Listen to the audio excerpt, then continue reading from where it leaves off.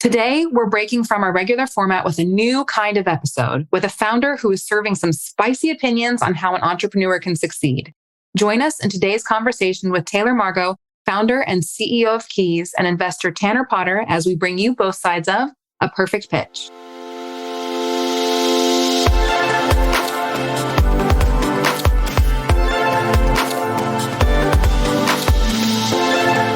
Perfect Pitch is a podcast from Kickstart that reveals the minds of both investors and entrepreneurs throughout a startup's journey.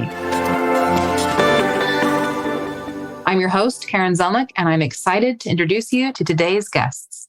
So we'll start with you, Taylor.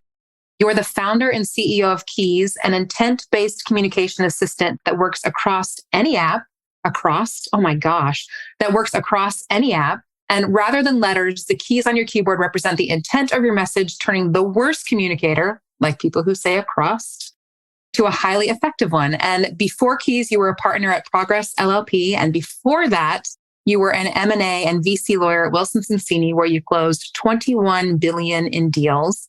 And you once lived out of your Land Cruiser, where you spent time fly fishing in glacial waters, which I don't know what else we could add to that. That looks amazing. But what else would you like us to know about you? Something that people are surprised to learn about me, and maybe this is reflected in that bio you just ran through, is that I always feel like an outsider, almost no matter where I am, even when I'm around what you might call my people. I'm not very good at conforming. I try. I'm just not good at it. And I think that might be because I feel like I've spent my whole life trying to align who I want to be with who I am. And it's still a work in progress, I promise. Yeah, I think it's a work in progress for everybody. So at least good for you for recognizing it. And Tanner, it's so good to have you back on the show. Your first episode is our investor expert. And if you haven't already listened, we have an entire introductory episode with Tanner. So check out our show notes for that discussion and his full bio. What else would you like our listeners to know about you, Tanner? One of the things I thought about is I have a secret love for carrot juice. And okay. I find it very sweet, just the right amount of sweet. And the funny story with that is one summer I spent a lot of time drinking carrot juice every morning. And a roommate of mine came home after not having seen me for a few weeks. And he came in and at first he said, "Wow, you're looking tan." And then he said, "Wait, actually you're looking really orange." And I think I kind of looked like an Oompa Loompa because I looked at the inside of my hands and my hands were orange. I've had to moderate that love, but it's still there in my heart. Oh, man. Well, would you have a favorite brand that we all need to try? The classic VA. Is it even you just plain carrot juice? Or is there's it? VA. There's another one called, there's only like one brand that sells carrot juice because I don't think it's very popular. So you basically have to take what they give you.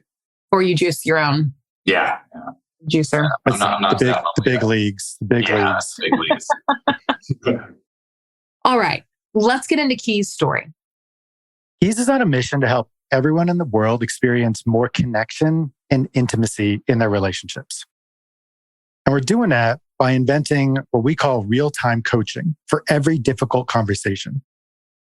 Okay. We all need to use it. Everybody pull out your phones right now and look it up because we all have difficult conversations. We all need help.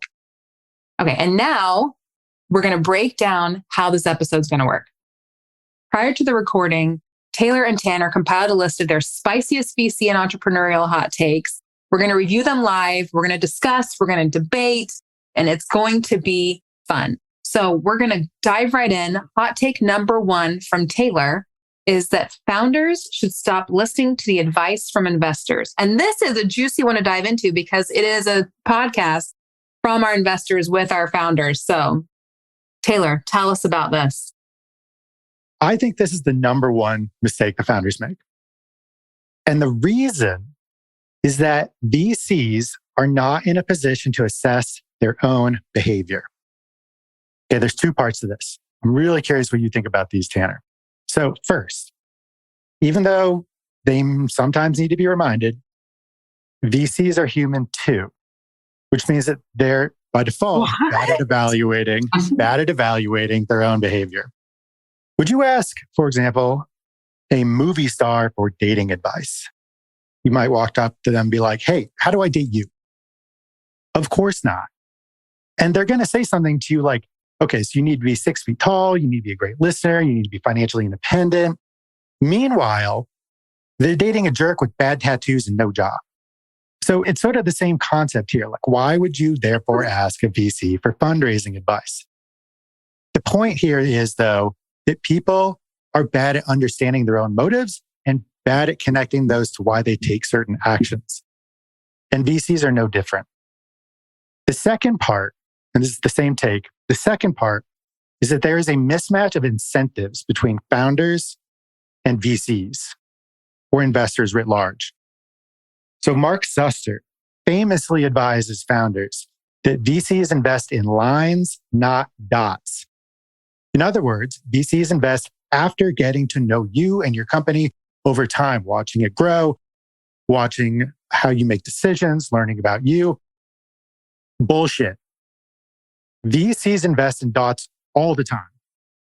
If a VC isn't investing in your company, it's because they don't want to, not because they haven't got to watch you long enough. The time between intro and term sheet has been shrinking over the last decade. It's down to something like 9 days after being a number of weeks. So I do want to clarify your take, though. You're saying advice from investors. Do you just mean fundraising advice, or do you mean in this case, I specifically mean fundraising advice. Yeah. So if we're talking about a seed founder who's trying to make their first institutional raise and they're out there trying to absorb everything, they're out there thinking they're betting, and they may be, their life on the line for this, their family, the lives of their friends, their livelihood, all those things. They're trying to absorb every molecule of information out there, from blogs to tweets to posts to podcasts. Every single time an investor gets out there on one of those podiums, they're violating the MOM test. So the MOM test is a customer survey technique that basically says, don't ask what people think they will do, ask what they have done. It's saying, let's focus on actions rather than expectations. The classic one is like, hey, what's a feature that you would like added? Versus, tell me how you've used your phone over the last week. And if you're up there pontificating about, oh, I want to see X, Y, and Z, and then if you look at the actual members of the portfolio and what investments look like, very often do those not look like, let's say, perfect concentric circles. This is a fun take. There's the adage that you've heard, Taylor, I'm sure, which is ask for advice and get money, and ask for money, get advice. So I do think that giving investors a line, meaning giving them a dot where you talk to them, you get advice, you understand what their thesis is important for qualifying who you're selling to. But I agree that if you take the advice of every investor, you're going to run into what's the Paul Simon problem. So Paul Simon, when he was a musician, he's well known for having success over multiple decades. But what he found is after he wrote one of his hit songs, all of his record labels and the people advising him wanted him to write the same type of song that he had just wrote. And so most VCs will succumb, as you mentioned, to the bias of like, I want you to invest in the thing that I think that looks good over the last 5 years, which is B2B enterprise SaaS. And the danger of that is that you won't really be innovating. You're trying to create something that fits into a box that may or may not work. So you can't take all the advice, but there's some grains of wisdom in there, particularly if it comes from Kickstart.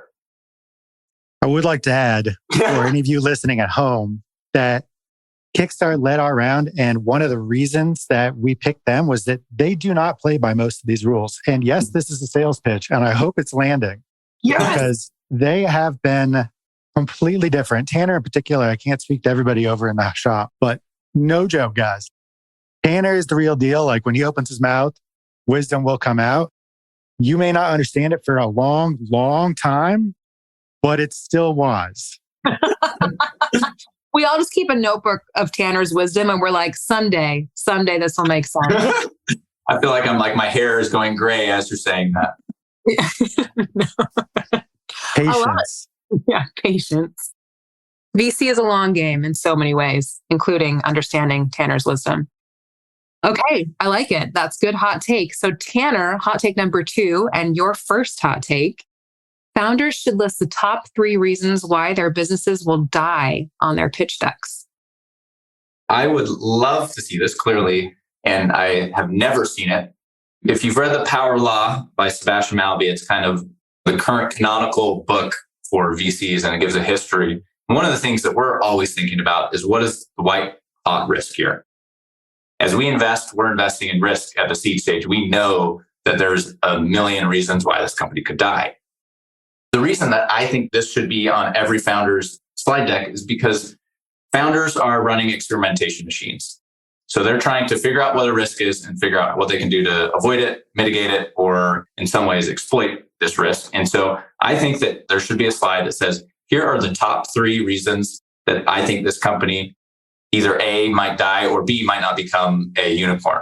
And by doing that, they both show the self-consciousness, the understanding of where the white hot risks are in the business. They immediately address the concerns that the investor has likely already thought as they're talking through their pitch. What do you think, Taylor? This is a good one because I don't disagree with the thinking. I might disagree with the when. It's probably an under-discussed, under-thought about aspect of founders around their own companies. Like, why are we going to sink? Because it's scary. And like, you don't really want to think about that, but you probably have to. And the founders that are actually making adjustments on that are going to have higher, if not home runs, less failure results. Now, that being said, what I want to know from you, Tanner, is why is the pitch deck the time to cover that versus, say, in a discussion live with the investor on a call? Because when I think about the pitch deck, it's serving a very particular role, which is to get you maybe to that first call, building some momentum, building some steam, building some rah-rah, building some excitement. Hey, I want to show this off. Versus like, when are we going to splash some water on all this? What's the right time? It's kind of a wet blanket slide, right? Yeah. You're like, all of a sudden you're getting so into it. And then they're like, oh, by the way, the macro trends may shift. And it turns out people don't use smartphones anymore. Well, that kind of puts a dagger in my business here at Kiz AI. Yeah. You may be amending my advice to say in the second meeting. However, I do think that it would push conversations along much quicker. The startup has an experiments ledger that's like, here are the most important things that we're working on. And I think that you can turn it not into just a wet blanket, but like, here's the reasons why smartphones might go away. But then you can actually show the data and like, here's the reasons we can mitigate it. Actually, the usage on smartphones is 10x what it was a year ago. And so because of that, we think that there's a lot of reason to believe in this vision. I do think there's a danger, and I've heard other founders saying, like, I would love to have Socratic dialogue and get feedback from the founder to investor. And I think one of the problems that you can get into is if you get too analytical, that kind of turns off the vision side. And so you do have to be careful on not getting too far down in the weeds, because then all you're thinking about are numbers and traction and metrics, which I know we'll get to soon. I love your take. If you think about our classic risk quadrant of 4 quarters, top right are dangerous, very unknown. Bottom left are not dangerous, fairly well understood. Those top right ones, what you called white hot risks, I think showcasing an understanding of those and using that as an on-ramp to a conversation about it is a place you can level with and meet with the potential investor and have, as you said, like a real conversation. Let's accelerate this past the baby steps more quickly. I've not done that successfully in a deck myself. So I'm curious how it could look versus leaving somebody wanting, being like, oh man, these guys are sunk. Yeah. And you may agree to those risks right there and say, yeah, those are too big. I do think that the stage matters. And at the pre-seed stage, one of the things that we're most thinking about, the meta-cognition or the meta-analysis that's happening is how high is the refresh rate of this founder? How quickly will they adapt to the environment? And so I think the earlier stage of business, the more that you can show that you're agile, that you can respond quickly, the more interested I'm going to be in making a bet on that founder. Nice. All right. Then we're going to be moving on to hot take number 3. And Tanner, you kind of alluded to it a little bit, that we'll be talking about metrics. And Taylor's hot take on this one, our number 3, is that seed metrics don't matter. Right you are, Karen. Absolutely. I don't know. Am I right? Tell us. I have 2 friends that are founders who have received investment from the same partner at a very well-known VC. We're going to go nameless. We're not going to call anything out, but you all know this fund and just read their writing. One thing that they're adamant about is that they do not invest in companies that are not metrics driven. Full stop. They say on the first call, hey, send me your metrics dashboard after this. And if they don't get a screenshot of that dashboard within 24 hours, deal's off. You can take your ball and go home. There will be no investment or further meetings. When both of my friends received investments from this particular investor, they didn't know what a dashboard was. They had no metric infrastructure set up. They had no KPIs. They had a story and a vision. They were particularly good at presenting themselves in level setting. What I'm getting at here, what matters more is being the mystery box. There's this Family Guy episode where Peter is given a choice between a boat and a box with a mystery surprise. And he goes, a boat's a boat, but the mystery box could be anything. It could even be a boat. So the seed founder's job is to be that mystery box, okay? Metrics can be a component of it, but I'm not sure they even rank in my top 5. And I say this, by the way, as a founder who, when he raised his seed round, had phenomenal metrics. You know what nobody remembered after the first call? Our metrics. Nobody remembered them? Nobody. Somebody, sometime was like, oh, hey, wait, you're the company with really good metrics, aren't you? And I almost ate my hat. So Taylor, how would a seed founder that's going out to fundraise take that advice? What's the practical application of that? I think the practical application of that is sometimes you're blessed with some optionality about when you need to raise. Maybe you have some extra runway. Maybe you don't. Maybe you have $50,000 in the bank and you're like, oh gosh, we have to raise now. Okay, so those are different. If you're in the case where you have to raise now and you don't have, quote, the metrics that you've either read about online or have heard that you need to hit a certain minimum threshold to go raise with, don't get discouraged. Instead, really maximize the things that you are good at. Because having bad metrics is not as bad of an anchor as you might think, and having good metrics is not as useful as you might think. We had a really hard time raising our seed, to be totally candid. And we had really good metrics. If you just looked at the metrics, you would have thought, oh, this company is going to have no problem. 40% retention at like 24 weeks, week over week engagement. Phenomenal. People engaging with the product 10 to 20 times a day, every day. Seems like a no-brainer. And yet we still really had to chip away at it. So if you have things like founder market fit, that's huge. Play off of that. All the other things you are bringing to bear, don't get discouraged. Don't feel like you're done because you don't have the metrics that, quote, the market says you need. I would largely agree. I would say seed metrics do matter. They should not be the primary thrust of your pitch for a few different reasons. I think one is sometimes I see the fallacy or the bias towards premature optimization, meaning a founder comes in and they start building a company and metrics and dashboards before they found a market and a product that customers really love. Does anybody actually want what you're selling? Because that has to come first. And so I do think that if you get too much in the metricification, if that's a term that we use, you can fall into that battle. The second thing is, from an investor bias standpoint, the mistake I might make with something with traction is I immediately go to benchmarking and heuristic thinking. I think, okay, if your cohort's this, 30% is best in class, so 40%, oh, it must be really good. I'm going to start anchoring on those things hard because it gives me some piece of data and it becomes more scientific than sort of like the art side of it. They certainly matter, and the high level metrics around growth and retention matter to the extent that they show, does the customer really love this product? And then the second question to that is, does this market and customer base represent a large customer base? Because what you can get is metrics that are really good in a really narrow space that only serves, let's say boat owners. And so all that does is serve boat owners, and the market size is never going to be big enough. So it doesn't matter how good the metrics are. That industry is just not going to sustain a billion-dollar company.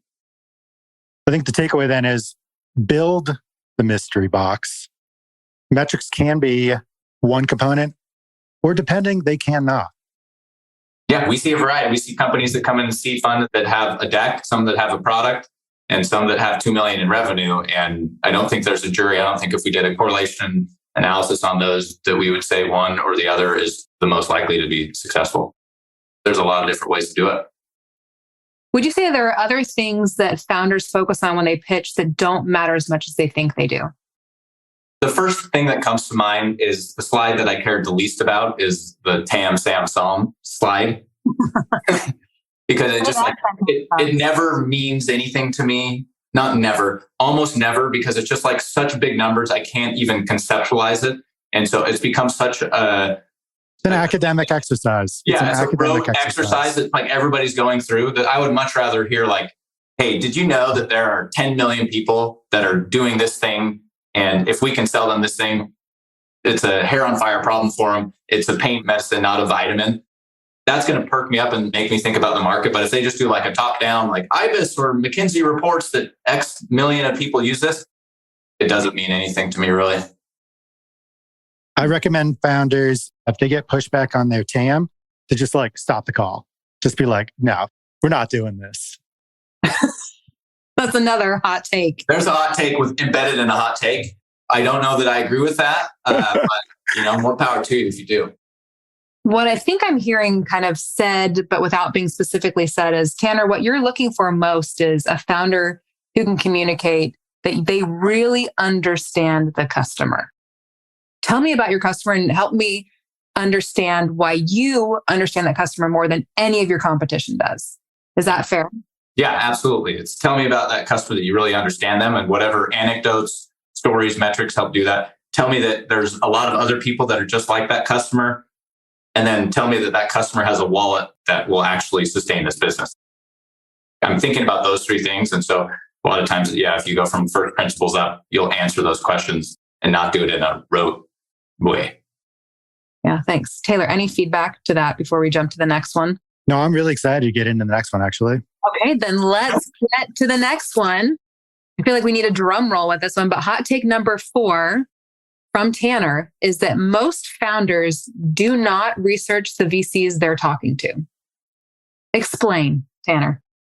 Self-explanatory. Let's just say sometimes in life, there are areas where the bar is actually quite low to delight. And we had a founder come in recently that had memorized the names of all of the team members at Kickstart. And I think I may have told her that was the first time I think that anybody had done that. That 15 minutes of preparation to know who you're talking to, what their background is, what they're interested in, what kind of companies they invest in. Not only does that help you get to the meaty stuff instead of saying, hey, here's what I am, here's my background. Obviously, you don't want to appear stalkerish, but I think a lot of times I've noticed founders don't really understand the theses that the investor has, what they're focused on. And if you just look at their LinkedIn, their company website, what boards are on, what companies are interested, you can pretty easily intuit or infer what they're interested in. And that will help the conversation go much quicker. It will help you also to say like, hey, I know that you're interested in IoT AI devices. Like, here's how I'm thinking about this. And that way you're going to connect quickly and it's going to feel personable. What do you got, Taylor? I think that it may be true that most founders don't research the VCs they're talking to. It may be true that founders do not research the VC ahead of time. I am not sure there's a correlation between having conducted 15 minutes of LinkedIn research and a positive outcome for that company. That being said, I recommend to founders to do that research as well. You may learn something, you may not. But what I do not recommend is coming out and demonstrating all that knowledge in the form of, hey, let me repeat or just read your LinkedIn to you. What I do instead recommend is level setting with that particular investor and hearing from the VC's mouth what their thesis is, what they're interested in. Every VC wants to like jump in and dive into the company. I'm like, whoa, hold on. Once we start talking about keys, I know it's going to take up the rest of the time. So I'd really like to hear, Tanner, how you come to this, what's your experience investing in consumer generative AI, and how you found yourself at Kickstarter in the first place. That'll open the spiel that probably is stuff that I already know, that I have confirmed or read already on LinkedIn, Tanner's going to be like, well, I went to BYU for undergrad. I went to Harvard for my MBA. I like basketball and I'm a power user on Twitter.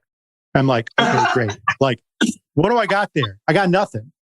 That doesn't actually help me as the founder. I could have been told that, or I could have researched it. What we have instead now is a doorway to walk through where I'm like, okay, that's very interesting, Tanner. Tell me now, like, if you really knew me, what are you currently investing in? What is it that is keeping you up at night that you can't wait to talk about on Slack the next day? What are those things going through your head? And by the way, how is your fund actually doing that? Are you just researching things? Where have you been making bets?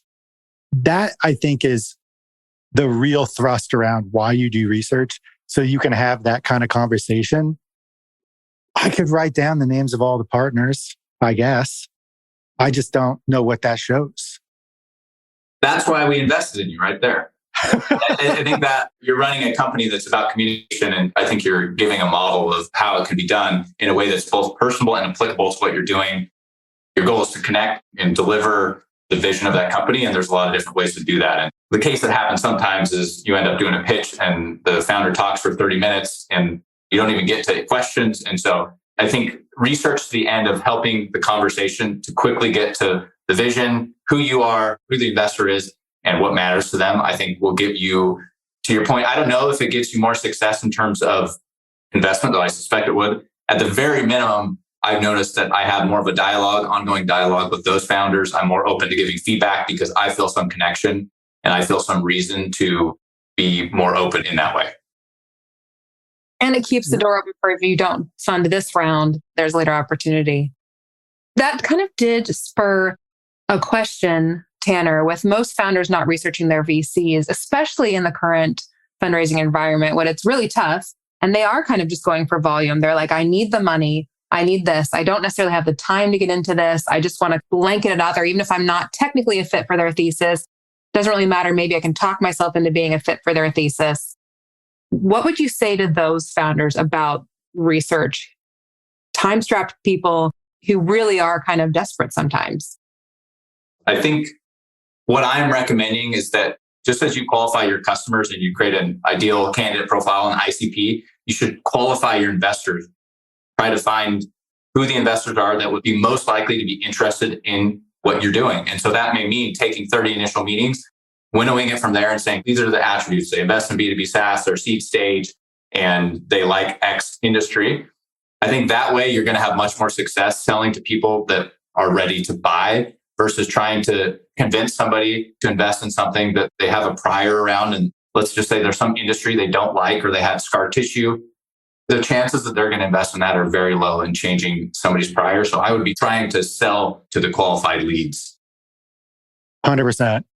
My job as a founder when fundraising is first and foremost not to find an investor, it's to qualify an investor. It's to screen people out. It's to look for no's that we can identify, whether that happens from them saying no or me saying no more quickly. I think there's two stages of research. There's researching whether a fund or a particular partner or a particular investor, analyst is a good match for your company.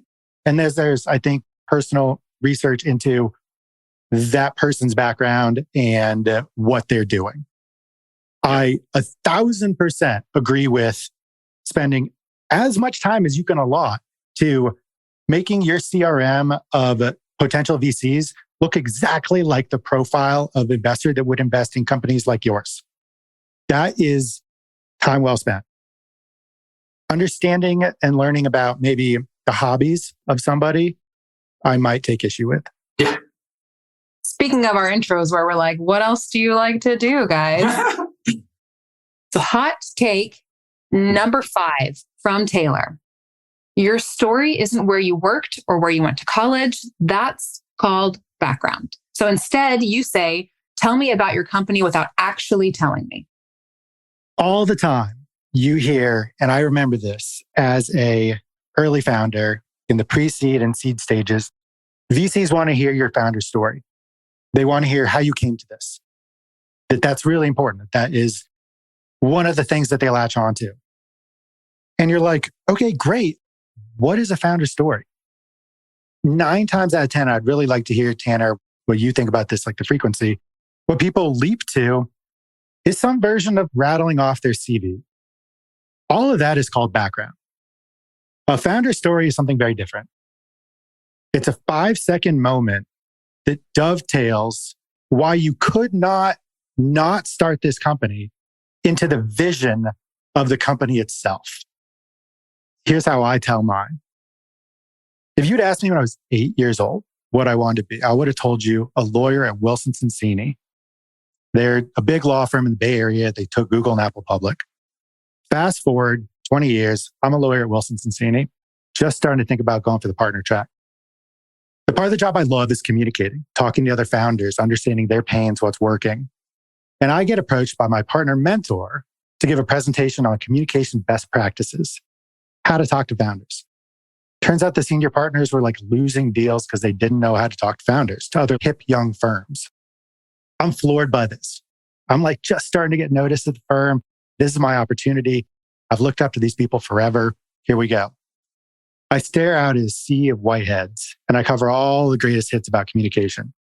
Being an intent-based communicator, starting with an outcome and working towards it, the role that things like punctuation and grammar and mirroring have to do. And this senior rainmaker comes up to me afterwards. He shakes my hand and he looks me in the eye and he goes, "Taylor, you rocked it. That'll come in so handy when I have to cancel plans with my wife." All the color drained out of my face. Nobody cared about communication. It became a running joke where they're like, "Oh, you need to set up lunch plans with your daughter? Get Taylor to text that."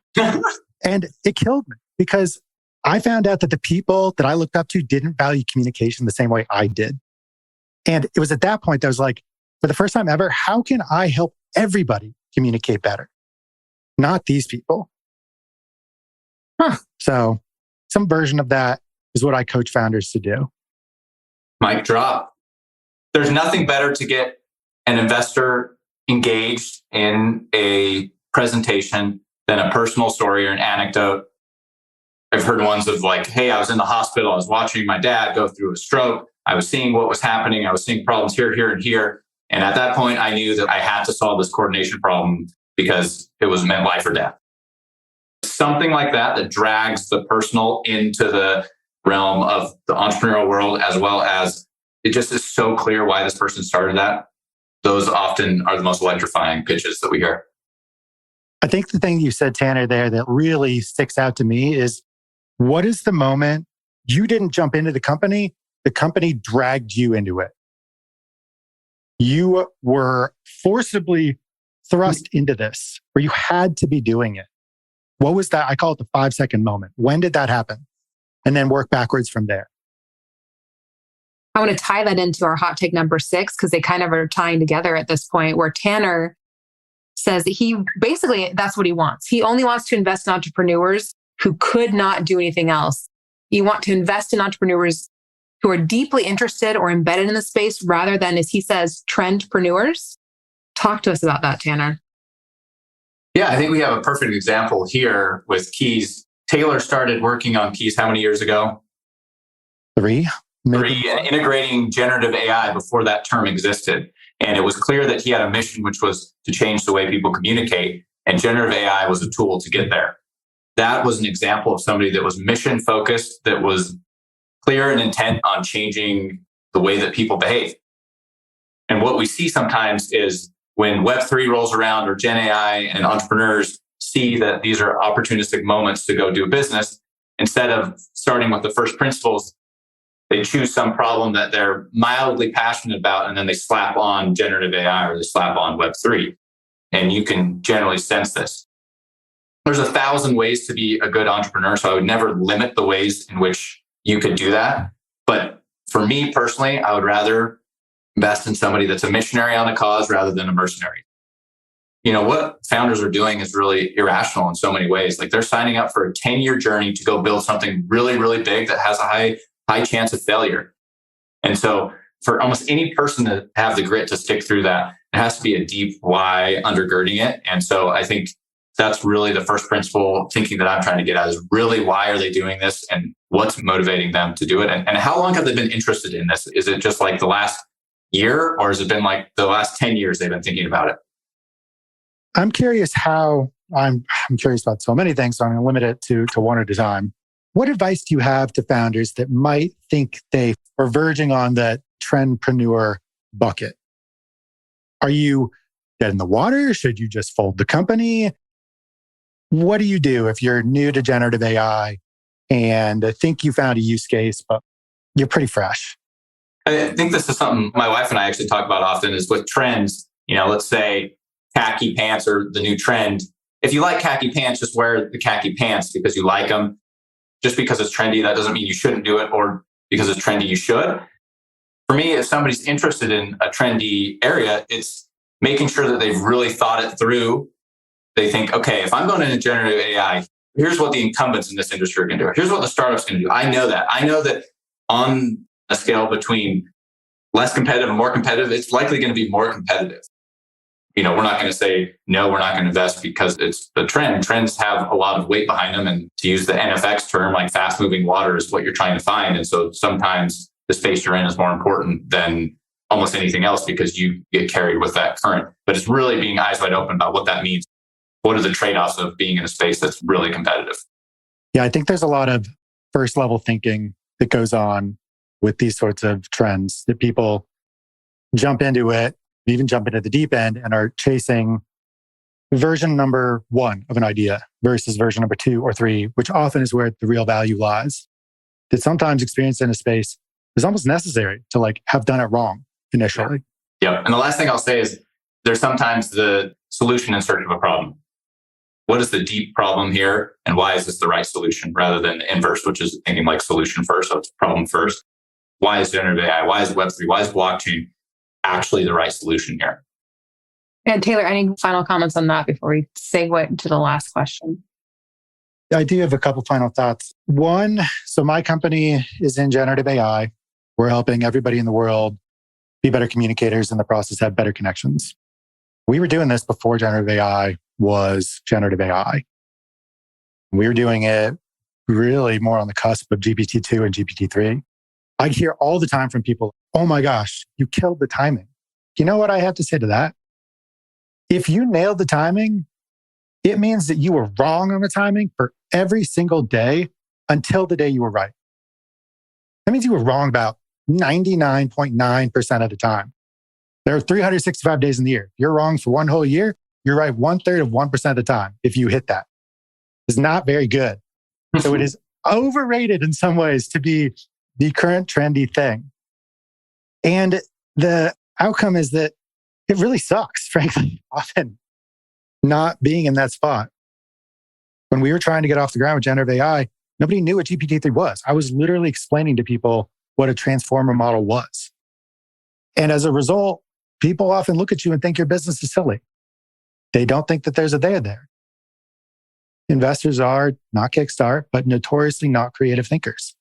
And I guess I'm just really commiserating with everybody that's at the beginning of the next wave right now. All right. That was our last hot take. I actually kind of like this format. I think we should explore this moving forward. So thank you, Taylor and Tanner, for contributing your hot takes and all the thought behind them.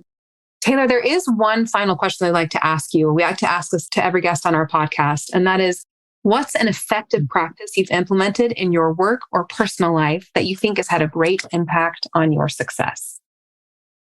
This may come as no surprise after this podcast, but it's rewriting. I write a lot, and it's not necessarily cohesive or coherent or intentional. I wouldn't call it journaling per se. It has to do with thoughts and ideas. It has to do with how I understand my company, the space I am, myself. But the real value lies in the second time that I come around to things, or the third, or the fourth, and make adjustments and tweaks and basically learn where I'm wrong and where the meat on the bone really lies. I didn't do that as a lawyer. I wasn't in a space that I felt like I had a lot of passion for that. Since moving over, it's been one of the primary drivers of my success in this space. I would say I've seen that firsthand. One of the ways with Keys, one of the unique things that Taylor's done is with board meetings, instead of sending out a pitch deck, he sent out a full written report that I'm sure he's revised multiple times, which then the other board member and I end up reading through and commenting on. And then there's comments and revisions there. And then in the board meeting, instead of the point earlier on being on your first idea, we're now on the fifth evolution of that idea. And we're not talking about the basics and the trade-offs of that decision. We're getting into the meat of the decision. We've had some of the most effective board meetings I've seen because of that. And the product you see with Taylor is the work that comes on the other side of those revisions. There's a quote that you're trying to get to the simplicity that's on the other side of complexity. And I think that's what revision and rewriting does, is it gets you to that simplicity on the other side of complexity. Well put, Tanner. Thank you for that. This has been so much fun. Thank you, Taylor and Tanner, for being on the episode. Thank you for coming with your hot takes and just being just a delight to record with. Talk to you later, guys. Thanks, all. It was a pleasure. And of course, thank you for listening as we dive deep into what it takes to create the perfect pitch. If you want to learn more about our investor, Tanner Potter from Kickstart, or our CEO, Taylor Margot from Keys, we'll have a link to the company and a longer bio in our show notes at kickstartfund.com. You can listen to more episodes of Perfect Pitch wherever you listen to your podcasts. And if you like what you're learning, leave us a review or rating. We'll be back next time with more insights from entrepreneurs and the investors who funded them, so be sure to subscribe so you don't miss a thing.